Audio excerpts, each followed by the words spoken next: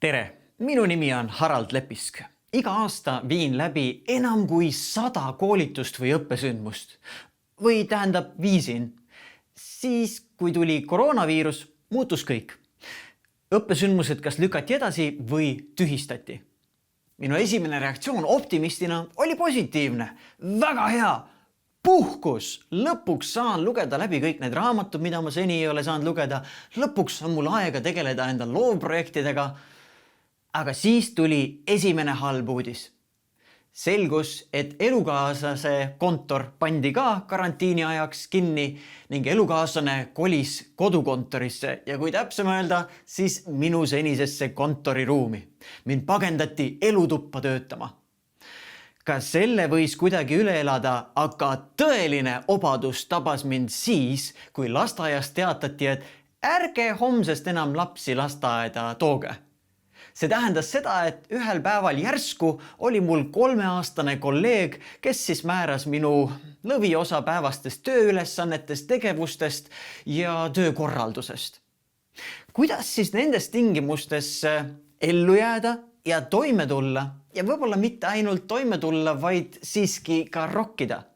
See on küsimus, mida küsisid mitmed kliendid minult, küsides, kas ma saaksin luua õpilaste jaoks e-kursused nendele, kus õpilased saaksid õppida, kuidas eriolukorras enda õpimotivatsiooni hoida. Sellised kursused on praegu loomisel ja lähevad sisekeskkondadesse teatavatel koolidel kasutusele.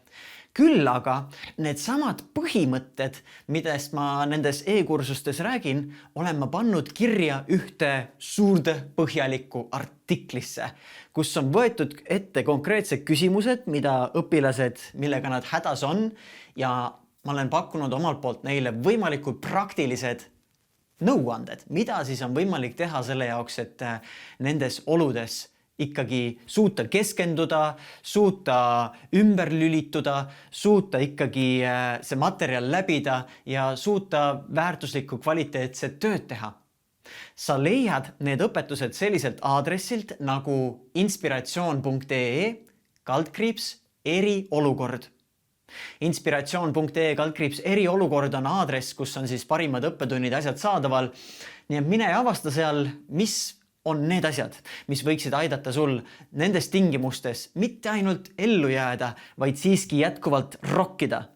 Ja tegelikult mine tea, võib-olla see aeg on väga hea võimalus, et töötada nende projektide kallal, mille jaoks varem aega ei olnud, või avastada enda juures midagi täiesti uut, kas mõni uus suund, mõni uus võimalus. Vaadakem enda sisse. Ja vaadakem ka, kuidas me võiksime nendes tingimustes siiski rokkida. Inspiratsioon.ee/eriolukord.